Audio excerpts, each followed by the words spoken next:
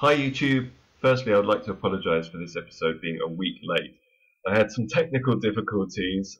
Firstly, my Corsair K95 keyboard had the dreaded LED failure, so I needed to RMA that. And secondly, as I was making this episode, my monitor died and needed to be replaced. But it's all good now, because I bought three 27-inch monitors, and using the NVIDIA Surround, I've got a 5K resolution, so it's pretty awesome.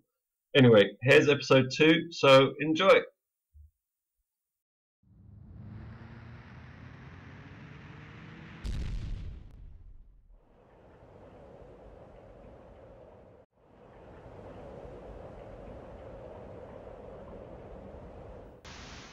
In the last episode, we ended with a stranger washing up on the shores of the mysterious island of Silha.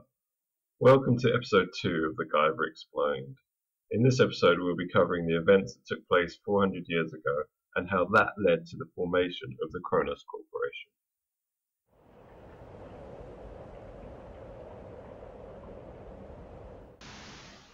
Approximately 400 years ago, an old European merchant embarked on an ocean voyage to the New World. He wanted to see the Americas before he died. However, during this voyage, the ship was lost in a storm, with all hands lost at sea, except for this merchant. His name was Hamilcar Balkas.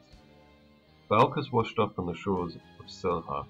As he explored the island, he encountered many strange things, such as giant dragonflies, a huge brachiosaurus, and a quartet of singing mermaids. Fleeing in panic, he wondered if he was losing his mind. As he pushed further into the interior of the island, he discovered what appeared to be a man-made pyramid-style temple. As he entered the temple, a strange sensation washed over him, as if he were in a trance. Upon entering the inner sanctum of the temple, he discovered a transparent organic bubble containing the dormant form of what appeared to be a nude young man.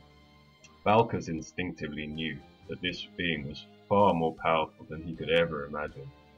Humbled and awed by the intense aura of command that radiated from this comatose being, Balkas fell to his knees in reverence.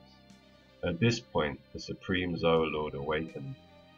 Alkanphel was curious about this stranger, and took him in and transformed him into the first of what would eventually become the 12 Holy Commanders. He then gave his first Zoolord a task: to seek out 10 other men like himself, and thereby create a group capable of overseeing the transformation of mankind. Over the hundreds of years that passed, Chronos grew exponentially and operated under the public facade of Max Pharmaceuticals.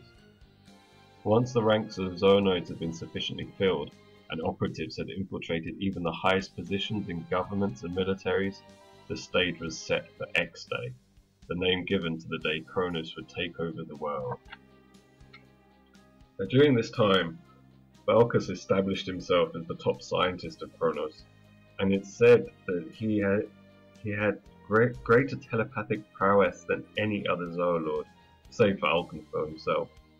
And his seniority amongst the others resulted in many of the Zoolords looking up to him with much respect, as the second in command essentially.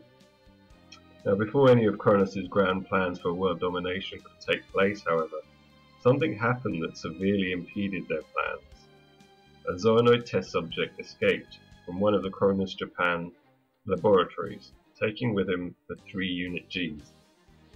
Now, knowing that this could cause Chronos problems, and not trusting Commander Gyro's eagerness to investigate the stolen units, he went to Japan himself, bringing with him the Hyperzoonoid Team 5. So that's it for this episode. I hope you enjoyed it, and if you did, please hit like or subscribe for the next episode. Thank you very much, and peace!